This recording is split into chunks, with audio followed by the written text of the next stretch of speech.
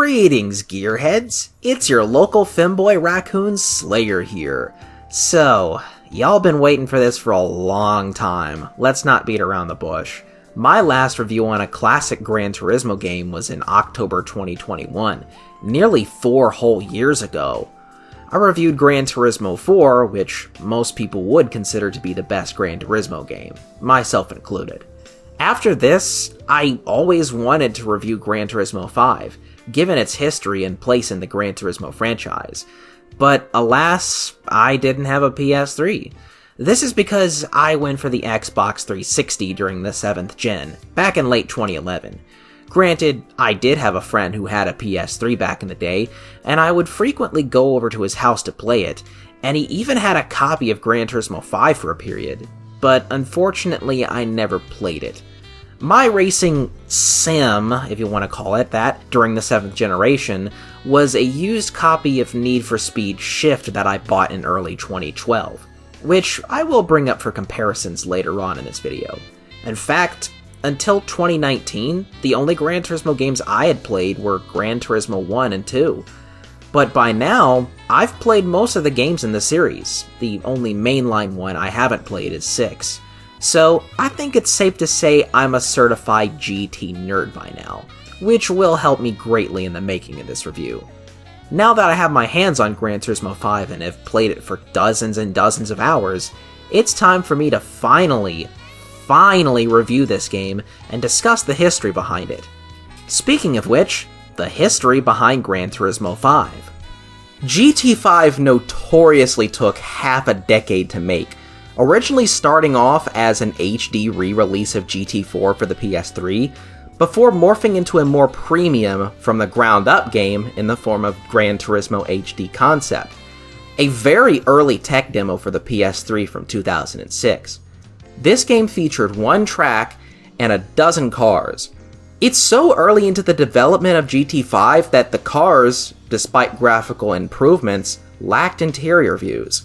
Another year later, we would get Gran Turismo 5 Prologue, a more content-packed tech demo with 6 tracks and around 70-ish cars with updates. It does actually feature a career mode this time, although obviously smaller than the previous mainline GT games. This was released more so to hold fans over, as Gran Turismo 5 proper was taking longer to develop than usual, in part due to the PS3 being hard to develop games on. Around this period in the mid to late 2000s, another racing sim was taking over the market, Forza Motorsport. This Xbox exclusive answer to Gran Turismo released 3 whole games in the period between GT4 and GT5, all of which being pretty content-rich and solid, if a bit bland in my personal opinion. Nonetheless, many people were making the switch to Forza due to 1. Gran Turismo 5 taking forever to make, and 2. The PS3's unpopularity in its early days. The PS3 was kinda seen as a joke in its first couple of years. It arguably took up until the early 2010s for it to be seen as the solid and superior console that it is. In 2009, Polyphony Digital would release Gran Turismo for the PSP, which is basically a diet version of Gran Turismo 4 without a standard career mode and only 4 cars on the track. But it did give you the luxury of playing Gran Turismo on the go, whether it be on the bus, on a train, in the park, or even while on the toilet. Nothing quite like playing Gran Turismo while giving birth to a brown baby. It would take until November 2010 for Gran Turismo 5 to finally release. A good choice since there wasn't a Forza game being released this year, and Gran Turismo finally had a chance to shine again. And shine it did, as Gran Turismo 5 went on to be the best-selling PS3 exclusive of all time. Although many would argue this is where the golden age of Gran Turismo starts to come to an end. As back then, and to a lesser extent now, Gran Turismo 5 was considered a letdown and one of the weaker entries in the series for a multitude of reasons. I'll get into those reasons later, but it's safe to say taking 5 years to develop and being anything short of a perfect 10 was going to let down some gamers in general. In particular, it always seems to rank towards the bottom of Gran Turismo games ranked articles from professional reviewers and journalists, who will conveniently give higher praise to the more bite-sized affairs of Gran Turismo 1 and especially 3. I saw one article from GT Planet that had GT5 near the bottom, but then went on to call Gran Turismo 3 the best game in the series. One of the reasons being, no joke, the fact that it had a small car list without any slow everyday cars like the Citroen Saxo. My guy, normal everyday cars like that were part of the fun in GT2. I don't know what you're on about. Also, we do not accept Citroen Saxo slander in this house. Whatever. There are some people who would consider this to be the nadir of the series, and I've never fully understood that looking at this game at face value, despite never playing it for years. Again, most of the negative reception from what I've seen in the modern era comes from professional critics, who I am always skeptical of. Meanwhile, the GT fandom will typically give you a more positive assessment of this game. Having played this game for many hours now, how will I rate it? Well, let's take a look at what GT5 has to offer and see if it's any good. As always, I'll start off with Arcade Mode. Arcade Mode in this game is basically just a free race and time trial mode. You're given much of the game's tracks to race on by default, but only about 50 or so cars from the Arcade Mode menu. If you want to race anything else, you'll have to favorite what's in your simulation mode garage in order to access it in Arcade Mode. In terms of track selection, we have 31 track locations with about 80 layouts in total, so it's a step down from Gran Turismo 4, not to mention many of the tracks they omitted. El Capitan, Hong Kong, Grindelwald, Red Rock Valley, none of these returned. Hell, even classics like Midfield Raceway and Apricot Hill aren't here. That being said, it does introduce new ones such as Madrid, London, and Cape Ring. The last one being, dare I say, one of the best courses in the entire GT franchise. There's many layouts to it, and I love the loop-de-loop section and that awesome jump.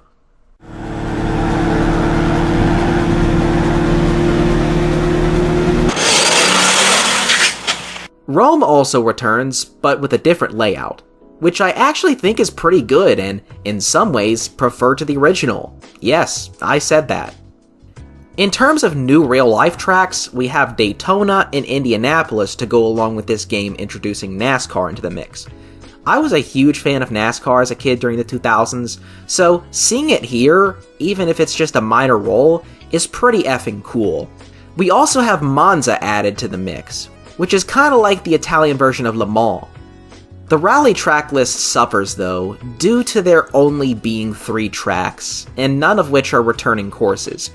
They're mostly pretty bland in comparison to what came before, and are barely even used in the career mode in general. Such a shame. They could have brought back Smoky Mountain and the Tahiti dirt courses, but once again, GT feels the need to discard its best tracks.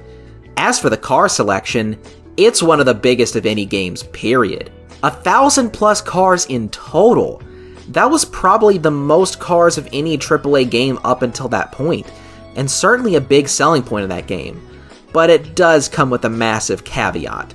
About 75% of those cars are carried over from GT3 and 4 without interiors and no graphical enhancements. You can tell when actually looking at the car and seeing the pixelation. Some cars in particular, like the Suzuki AltaWorks, just look dreadful. As for the new premium cars, there are only about 250. You would think, given the half-decade of development time, that there would be more, but these cars took 3 to 6 months just to model, and with only so many devs at Polyphony Digital, this was the best they could do. And to be fair, there's at least a better variety than, let's say, GT3. We have hot hatches, both classic muscle cars and the new 2000s era ones, NASCAR, and Super GT cars, and also Le Mans prototypes like the HDI... What?! The HDI FAP? It's called the FAP? And in defense of the standard cars, they do add extra variety to the game. Without them, the game would probably have a less diverse career mode and felt like another GT3, probably with repeated events to make up for the small car list. A game that took 5 years to develop needed more than just 250 cars. So, despite the standard cars not looking too great, I'm actually glad they included them in the end. As for the career mode, Gran Turismo 5 definitely shakes things up a bit. For the first time ever, licenses are not mandatory, and there's a leveling system in place that manages progression instead. Still, the license tests do grant you prize cards and level up your ranking, so they are still worth doing. I do have mixed feelings on the ranking system, since it locks you out of certain events and even purchasing certain cars until you've reached a particular ranking level. As a result, the game is not as free and open as the previous games. But Gran Turismo does like to experiment with its formula and game design with every game. Gran Turismo 2 was an almost lawless utopia where you can bring mismatching cars to certain events and grind out for broken prize cars and then sell them for $500,000. GT3 went for a very long and meticulously crafted career that was sadly quite a slog at times. And GT4 had the perfect mix of both worlds. 5 is simply yet another spin on the classic Gran Turismo formula that we know and love. One that encourages you to work your way up into the tiers of events and different car types while never forcing you to do licenses, and avoiding the ludicrous progression skips from GT2 and 4. While I can't say I'm a biggest fan of the design, I don't hate it either. The main career is also fairly diverse, with events with classic cars, K cars, muscle cars new and old, and championships for Super GT, NASCAR, DTM, and others during the late game. Unfortunately, one-make races take a massive hit, and play even less of a role than they did in Gran Turismo 2 or even 3, usually consisting of just a single race. And there's only a few one-make races in general. Like, the career mode is unfortunately shorter than the last two games, with only 9 events per tier, and some of which are only 2 or 3 races long. But to be fair, do you remember how long the events were in Gran Turismo 3, especially towards the late game? I'm talking about 10-lap, 10-race events that took hours to complete. Yeah, I think this game going for a shorter and sweeter campaign was maybe not that bad of an idea, especially since A-spec and B-spec careers are now separate. B-spec is probably the worst part of the game, to be honest. You can't speed up the races, and the races are longer than they are in A-spec mode. Some even have slashed payouts too, which is a major kick in the nads. You can win some cool prize cars from these events, so they are worth doing for that. And heads up, prize cars can only be won once, so you can't sell expensive prize cars over and over to grind. Quite a shame. If you ever find yourself bored with the main events, hop on over to the special events, which features everything from kart racing, NASCAR school hosted by a robot masquerading as Jeff Gordon, a grand tour of Italy, and a proper rally league. Yep, gone are the days of rally being treated like circuit racing. We now have point-to-point rally races on randomly generated tracks, so no 2 rally races are the same. This might be the best rally racing the series has to offer. I genuinely had a lot of fun with it. These special events unfortunately are a one-time payout, but they do pay out massively, especially if you get gold. I really wish they did something like slashing the payouts in half after completing these, so you could still make money from them, but just not as much. Again, Gran Turismo 5, as fun as it is, has some very weird game design. I still can't say this is anywhere near being a bad game, or even a bad Gran Turismo game, but it is odd at times, and clearly of inconsistent quality overall. Just don't go into this game expecting anything like Gran Turismo 4, okay? I know some people have a problem with the menus in this game, and I don't agree with that. Sure, the GT mode menu could have been laid out better, but it and the rest of the menus have this very glossy and beautiful look. Compare this to Forza Motorsport 3, which features lifeless voids of nothing that are whiter than the KKK attending a Jason Aldean concert in the middle of a blizzard. This is all the way back in 2009, and might be one of the first ever examples of corporate minimalism infecting a AAA game, half a decade before that wretched aesthetic started plastering game menus and UIs.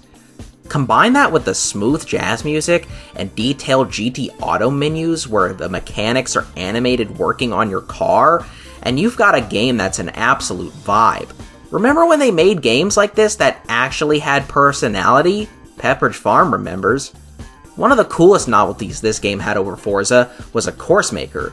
Now, while it's not super detailed and you don't have enough control over it in my opinion, this is a welcome addition, and I wish it was brought back and fleshed out in GT7, but you can't expect much great from modern Gran Turismo, can you?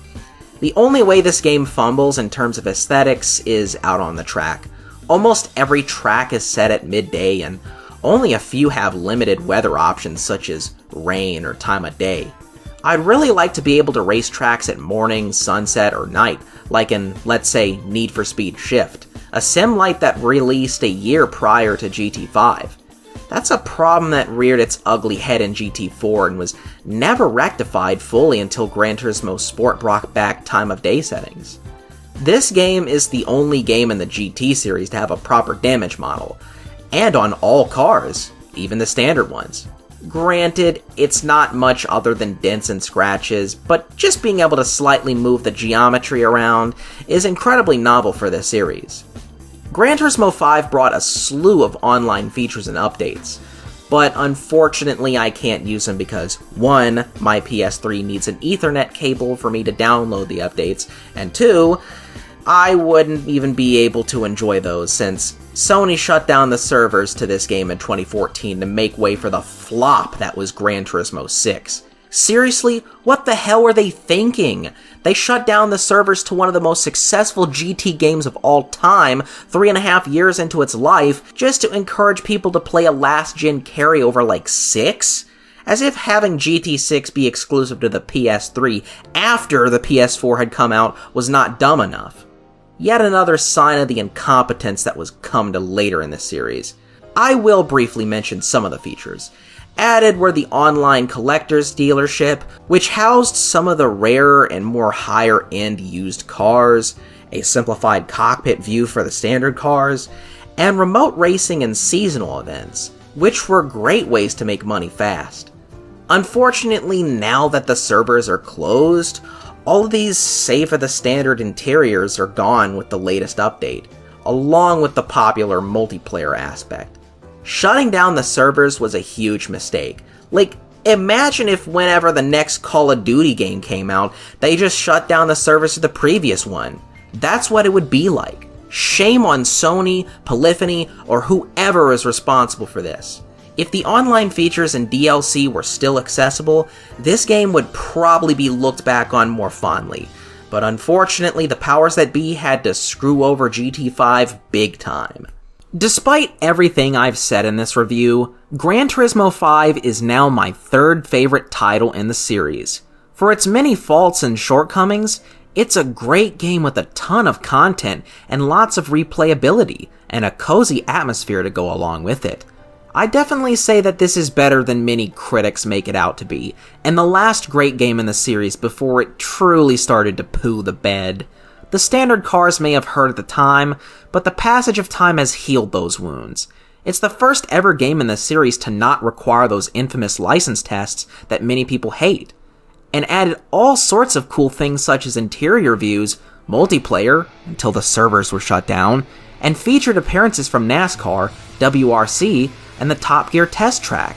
You can't fault the game on its diversity of content. Add all those things up, and you've got a flawed, but solid game worthy of your collection. I would say that this is a bittersweet end to the golden age of Gran Turismo.